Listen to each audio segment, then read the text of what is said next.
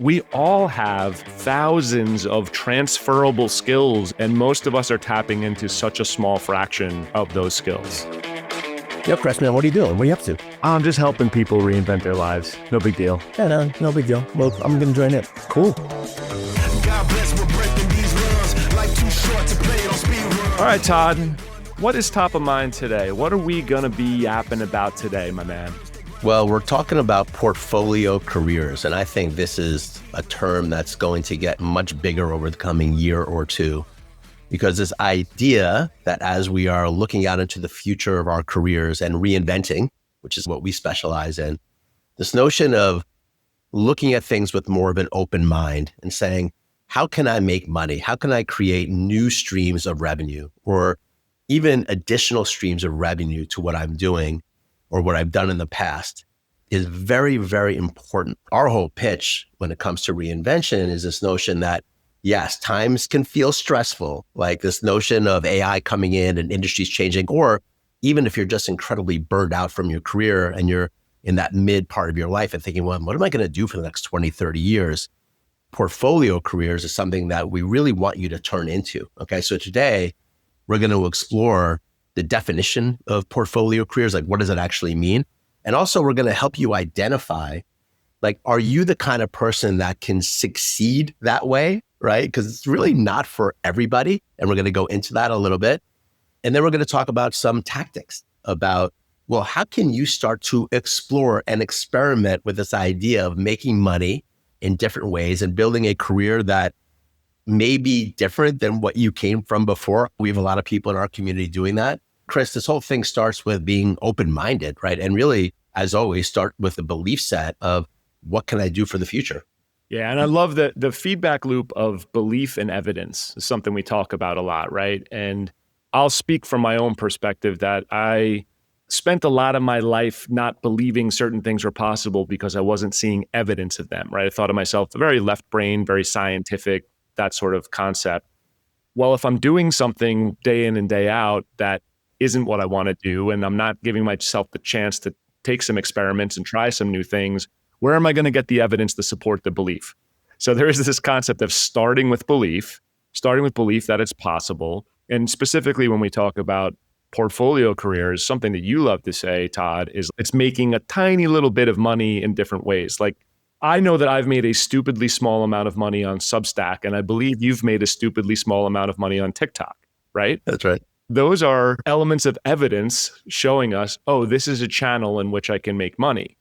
And in this realm of portfolio careers, which maybe we should take a second to define that term, just in case it isn't self-explanatory to everyone. It's the idea of, rather than having one job, that you have 3 or 4, maybe 2 or 3 different things that you're doing that you're making money from that cobble together to be your income. And, for us, it's one-on-one coaching and group coaching. And, this podcast, when we get sponsored by Squarespace in 6 months, we don't even use Squarespace, but they're going to sponsor it. That's how good this content is. But that's what we mean by portfolio career, is maybe having multiple things that you're doing that add up to your income and to what you're doing for work and in life. You're only going to get there through experimentation.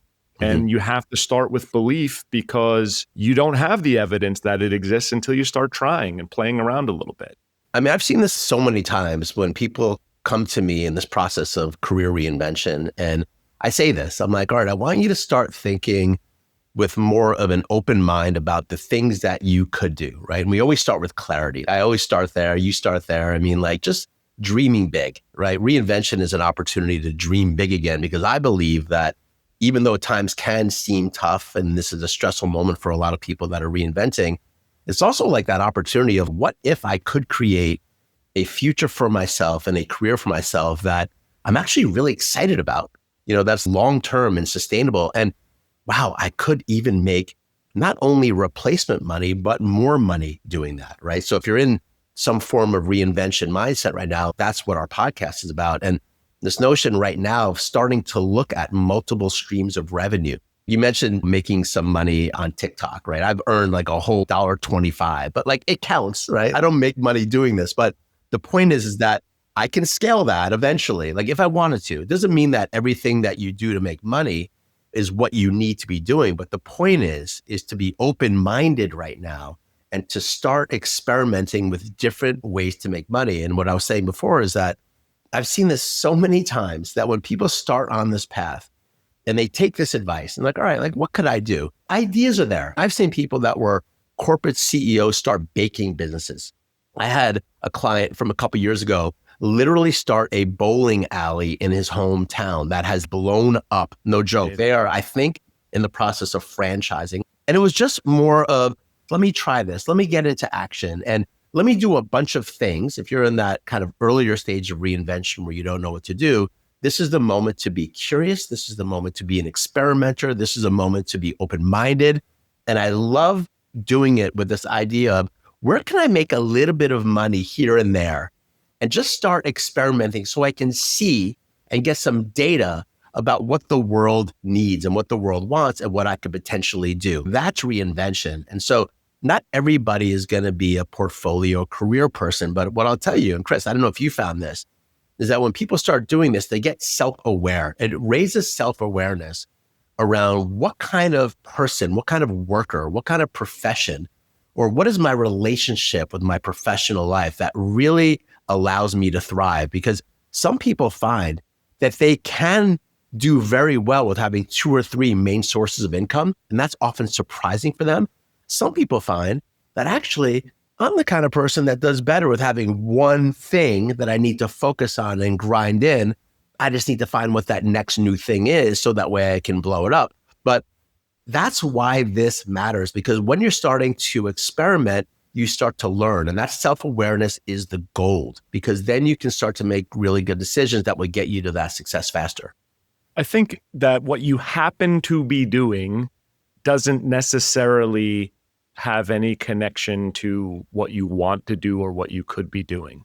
And I'm not even talking about the content of the work. I'm talking about if you happen to be a person who has the one traditional job and you sit there and you do that, you maybe never even explored. Maybe you're 40 years old. You never explored the possibility of having multiple things and putting together a portfolio career. You know, it goes both ways too. I mean, there's probably people who have, maybe they're freelancers, they've cobbled together a bunch of things. I've heard this story too, where people end up going into a more structured, traditional, call it employment environment, and they're like, oh, this is great.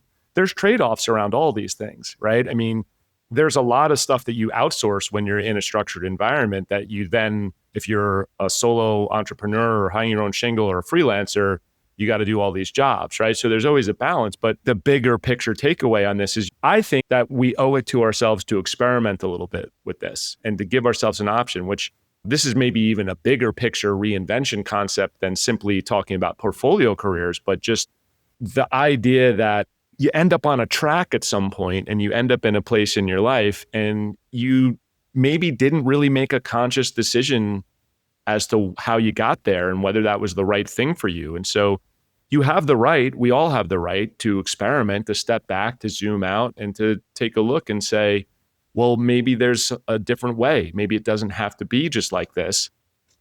And I'll add to that the stakes are very low in the beginning for this, right? Especially, again, if you have your current job or role or whatever it is you have, and you try some little thing that you experiment with and that maybe you want to make a little money with, maybe you want to do some pro bono free work around this, but what is the worst that happens if that fails? You learn a little something about yourself, you had the courage to experiment. I think that's the thing that a lot of people get caught up in, is acting like the stakes are so high around this. This is why I can't step off this path. And it's like, stay on the path, but just try a little experiment on the side. So well said. I think this is what stops people is the old trajectory of their previous identity that has been set up over years of understanding and just data and like life path of how I made money and how I earn money, right? And so now we're in this point where a lot of our clients, right, they're midlife and the things are up in the air, right? Either burned out, been shown the door, or their industry is changing or work is changing. And now it's like, okay, what do I do? And so the first immediate response is, let me replace that job. Let me go onto LinkedIn and scour LinkedIn. I can't tell you, Chris, How many people come to me and they're like, I can't go on LinkedIn any longer. This is just done. That's why this reinvention concept is needed right now. Okay. It's just a needed thing. And it really starts with that internal orientation, like letting go for a moment. It's like a moment to breathe and like, okay, what these guys are saying is right. There's truth here. Let me breathe for a minute. I don't need to like make decisions right now that are going to completely reinvent and change my whole trajectory. That may happen or it may not. I don't know. But I do need to stop for a minute, take a breath, and start playing a game with myself, okay? I need to start experimenting with different ideas. Now, for a lot of people, the way that we tactically recommend to do this is it doesn't always mean that you completely run away from what you did before, right? I think that is often a mistake that people make when they come into a conversation around reinvention. They think, okay, well, now you want me to be an author. Well, maybe, but that's something that you can explore. But you already have a lot of skills and experience doing something. And I think the first step is to take an honest inventory and assessment of what you've learned over these last 10, 15, 20 years of your career. What are the things that you've been really good at? And when you do this, you often find that it's not just the actual job. Like we have somebody in our community that's an engineer designing like brain instruments, right? Like, so obviously really smart. But guess what? When we talk to him, he's also learned a lot about marketing. He also learns about how to run a business, from his business unit. He also learns a lot about how to manage a team and communicate. Take assessment of the things that you've been really good at and mastered in your career and start to understand that these soft skills can be used for different outlets. That's reinvention. That's how you start to build a portfolio career. I tell people this all the time, Chris. You have way more skill and talent that you've developed than you realize. You're not so in the weeds here. And so that's why that open-minded thing and actually saying, yeah, okay, you're right. How do I now start to think about different ways to apply these skills so that way I can find my reinvented career?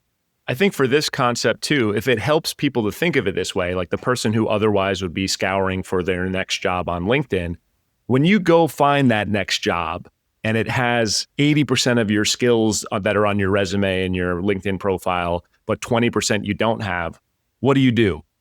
You don't just like punt on those 20%. You go back into your mind, you scour your career, you think about all the things you ever did that were like a little bit off-piste or whatever they were, and then you write new bullets on your resume and your LinkedIn profile, and you think about how they match to that 20% that you otherwise don't have covered.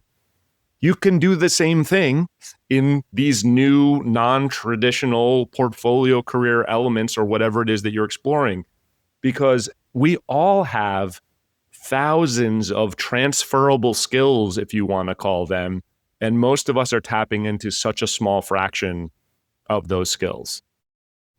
I want to pick on LinkedIn. It'll take us off topic, so I won't go too deep on LinkedIn. I do see people post on LinkedIn where they're like, I am so excited to announce that I am the head of corporate compliance for Dunder Mifflin Paper Company. And I'm like, you're so excited? That's so exciting. Like, it's okay. It's fine. But I think the thing is that it's this mentality of when people are looking for their next job, they start from LinkedIn or Indeed or one of these job sites, and they're looking at what's available. They're not looking inside themselves as to what they want and what they could do. Mm-hmm. And so they get into that loop of just trying to fit into these listings that they see. And I think we're trying to open their mind to think from the inside out as opposed to the outside in. Well, not only that, if we're going to be really just flat out honest right now, because I've worked with a lot of people who have scoured LinkedIn, got that next job. Okay, well, now I'm the corporate of development for Dunder Mifflin. They got the next job, but guess what? 6 months or a year later, they're in the same boat. This is like what's happening right now. This is really the reality that the world really is changing. The future of work is changing dramatically. And so people need to be smart and start thinking about reinvention and portfolio careers. When we talk about taking your previous skills, right, and doing some fractional work, a lot of people are now doing fractional work, right, which means that they're consulting or they're even coaching or they're starting to take what they did before, but doing it from the outside. We have a lot of clients that go back to their company that they were either let go of or, left and start offering services to that company. That's really smart. I have a former client, I think I mentioned on another episode, that went back to his company and started offering workshops. And all of a sudden, he's now the talent coming in to that company, offering a series of workshops based on what he found. It just a creative way to think about what services you can provide and to whom. It's a very good way to think about it. Another thing, and we're doing this, we're modeling this. And by the way, like if you follow us along, like Chris and I are modeling reinvention. This is all new for me, but we believe in this. And so we are now reinventing ourselves to take a stand for something that we believe in.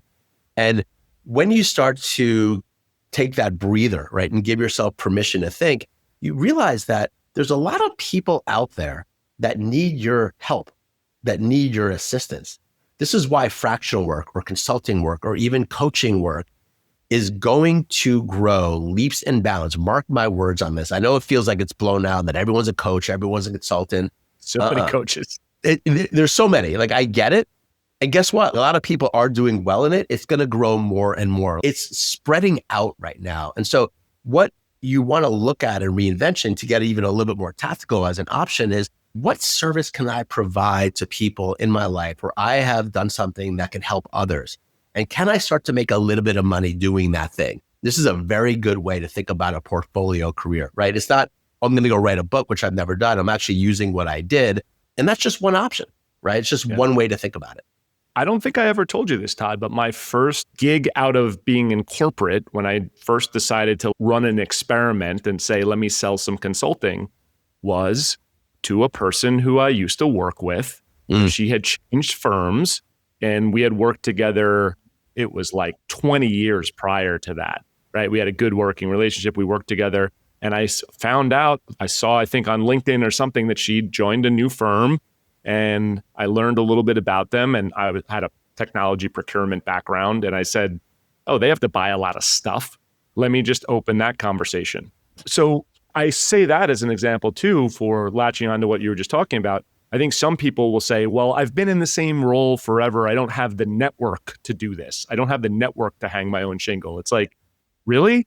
You haven't worked with thousands of people over the years that all are in new places? Your network is probably way beyond the scope of what you could even imagine. We just talked about coaching and how there's all these coaches out there. There's a coachy element here that I want to tap into, which is that there are bear traps of limiting beliefs throughout this whole thing. All these elements of you telling yourself, well, I don't have the network, I don't have the skills, I've been doing this one thing, there's nothing else I can do. Bullshit. But I think that's the thing, is it's run the experiment and get some experimental data before you tell yourself it's an impossibility, because I think you're going to be very surprised at how many opportunities and possibilities you have on a networking perspective, from a skills perspective, type of work you can do, especially when the stakes are low and you want to run a little experiment and try something new. And I got to tell you, like, you told me something just now that, you never told me before. I'm going to tell you something. Okay. So I love when you talk about your career, technology procurement. I have no idea what that means. It's so boring.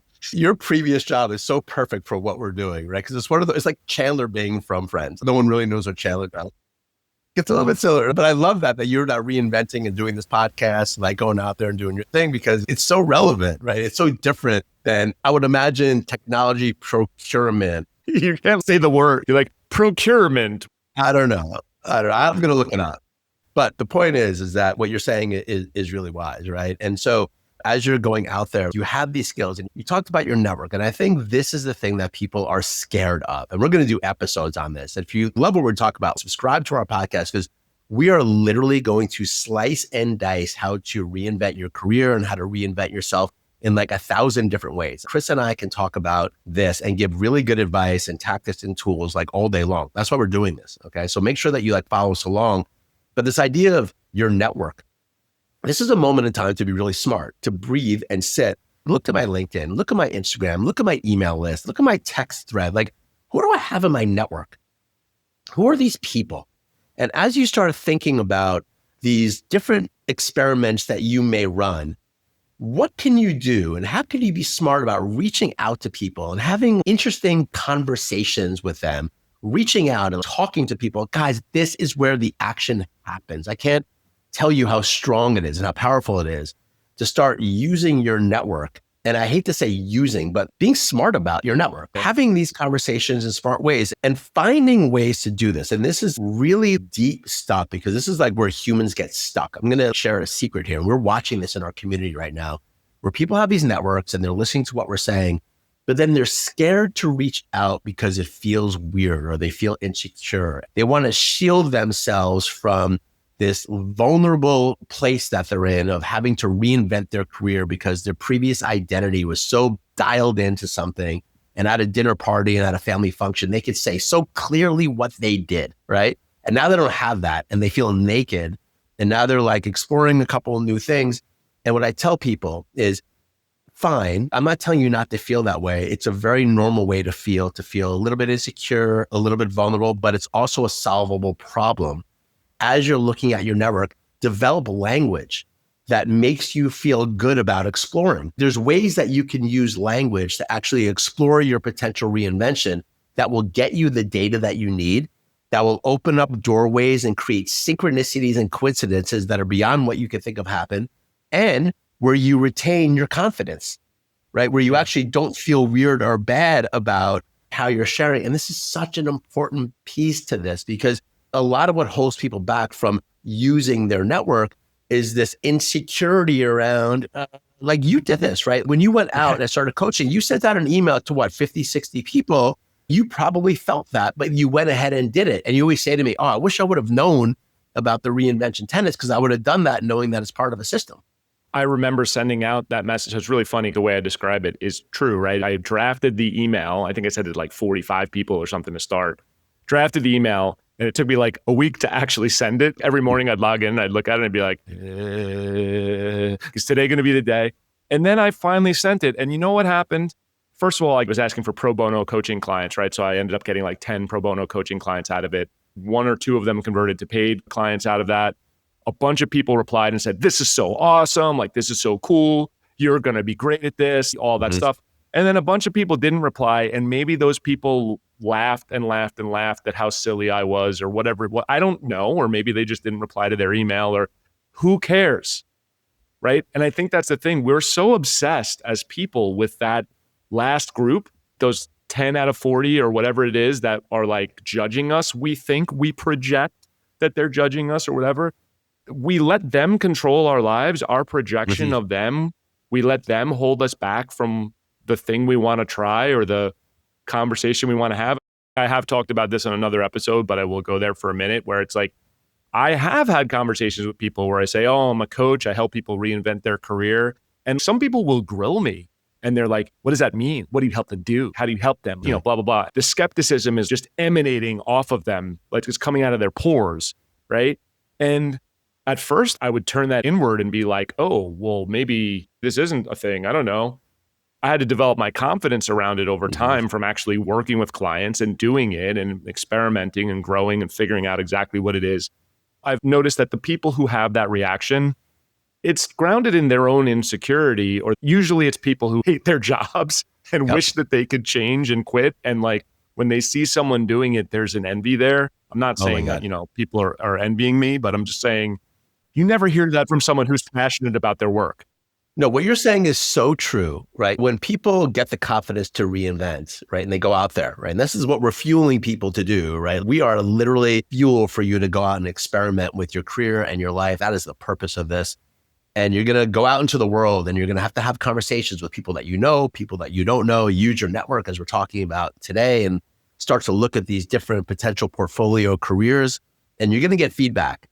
And some of that feedback is going to be, as you said, like negative or questioning. And the truth is, the people that are most scared of what you're doing are actually jealous. This is what I found. This is 20 years of coaching because they're stuck and they don't really know how to get out of it. And they're looking at you like, oh my God, you're breaking free. You're getting out of prison. I'm still in prison. Like, why are you getting out of prison? Like, this is actually what's going on, that you've got to blaze the pathway. And that's why it's also really important to find others who are reinventing. That's why we built a community around this, because it is a mindset to explore portfolio careers. It is a mindset to start making money in different ways, to put out a shingle and do some fractional work and start a consulting. I mean, look, we had somebody yesterday in our community, two people show us their new websites. It's a big deal for them to all of a sudden have a website, and be like, all right, I'm putting this out there. You can just feel the nerves, and they wanted feedback for both people that did it, right? I'm smiling because I'm like, you guys are so on the right path because you're taking action and you're fighting against the stream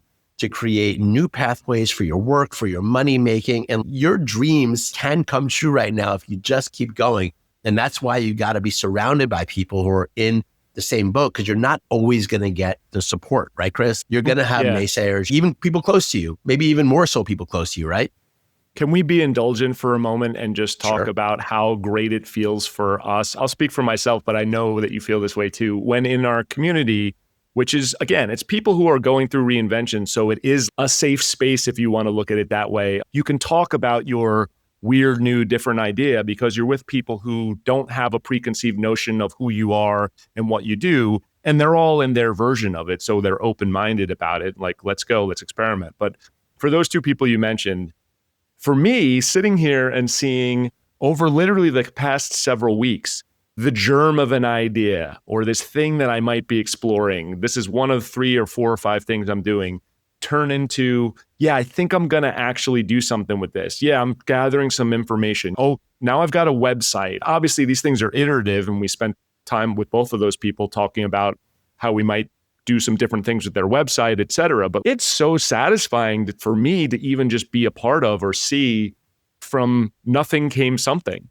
And now they've got this real thing out in the world. We know in a couple of months, if they keep going down this path, we're going to get to hear about their first clients. It's so cool. We're really helping people break out of old identities and old trajectories that aren't working any longer. And let's be honest, like pounding a square peg through a round hole to try to recreate the career that they had because it's safety and security, and it may not be there. There's a real fear here that people have of like, oh my God, what am I going to do? And what we're saying is, this is opportunity, and let's get rid of that fear and start reinventing now. Let's do this very thing. And then, the last thing I want to share, Chris, on this topic of portfolio careers, and we talk a lot about kind of fractional work, consulting work, like using your skills, but this is also a great time, a moment in your life where think of a project that's purely creative, that doesn't have any money associated with it. We keep poo-pooing like writing your book, but no, write your book. This is a time to take a creative project and spend some time doing it. You never know where this is going to go. Not everything that you're doing reinvention-wise has to be about making money or finding these multiple streams of income. What I tell all the people around me is also spend some time working on some projects that are just purely creative, that give you joy. For one of my clients, is doing a bunch of volunteer work in their community, right? And so it's like, get more involved with that volunteer organization. See if you can help out. You just never know where the chips are going to fall. This is going back to what we first talked about, being open-minded, which is just a core belief and necessity for people that are reinventing their careers. Like, get involved in your community, like do things that are fun and interesting to you, not because you need to make money, but sliver out some time to do these different activities and wear an open mind that you never know where the opportunities might strike. This is where the most successful people, this is how they walk around. They walk around always with, I'm open-minded, I'm exploring, I'm doing things that I like. And when I see an opportunity, I go and I strike and I make it happen. That's reinvention. And so I think that it's not always about just tactically thinking about your network and tactically thinking about your potential fractional work and the website that you can build. Yes, like we do that, but just segment some time to the more creative outlets, to the more creative pursuits. Really important. I found a lot of people just find magic, brother. Like when they do that, unexpected things happen when they take that advice. I would be remiss not to mention that. This doesn't have to be a project that you're like with attachment. You must have an outcome of this. I think it's almost more just like opening the idea of honoring the more creative part of yourself, or even just following things that you find interesting and attractive and putting yourself in that spot. Not that everything has to result in an outcome or a client, for instance, for me. I hadn't even thought about this when we were prepping for this episode. A couple years ago, I billion oyster project in New York City. They're reseeding oyster shells into the harbor to clean up the water. It's this amazing project. And I just started volunteering with that and had a conversation with someone else who was volunteering, and we were chatting, and I ended up getting a client out of it. It was one of those things like I didn't go there to get a client, but it was just following an interest, something I hadn't done. I was always kind of like, well, now that I'm not in a corporate role where I have to be somewhere 9 to 5 every day, let me try something interesting on a Tuesday. And I went and did that. And so it's just things like that where it's giving yourself a little space to follow something new that just pulls you, draws you.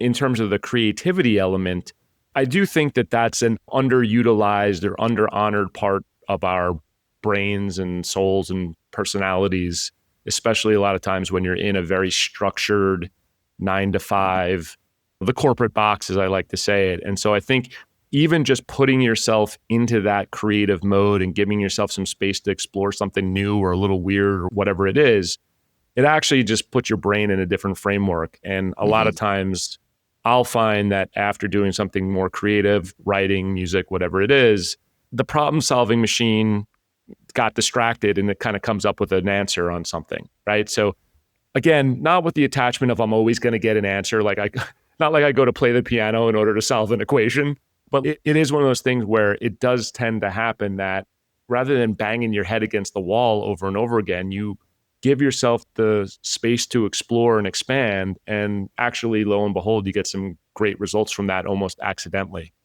There is some science to this as well, getting into creative mode and what that actually does to you in other areas of your life. And when people come into the notion of reinvention, there's a lot of, I need to reinvent my career. Oh my God, what am I going to do? Money's at stake. Life is at stake. Oh, lifestyle, all that's at stake. And it's like, we get it.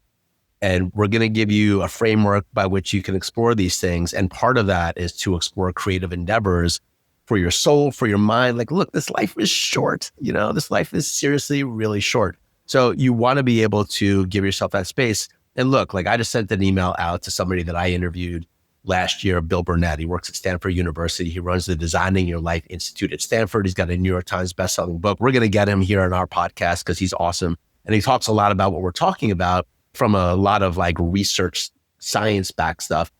And he says something interesting that we want to leave you with today. He's at Stanford, right? Like the creme de la creme of engineering, science in a lot of ways. And he's going to the departments, to the students in the PhD programs and undergrad and saying, ringing the bell, saying, guys, get out.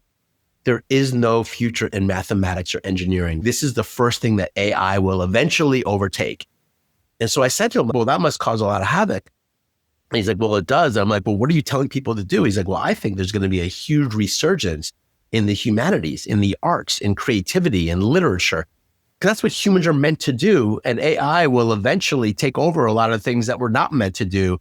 So there really is something interesting around that, whether you believe that or you roll your eyes at it. It's a consideration that let's get back to doing the things that are interesting and creative, because what you find when you start these creative endeavors is your uniqueness, what makes you really like fun and unique. And that's why we recommend that part to it. As you're looking at portfolio careers, it doesn't mean that you need to do that. You're not the oyster guy of New York City, but you did get a client out of it, right? And maybe you can be the oyster guy of New York. I don't know. Maybe that's like what you're going to come up with, in this next year of working together. Is all of a sudden you're like, shucking oysters for a living. Sorry, Todd. I quit ReInvention. I'm the oyster guy of New York City.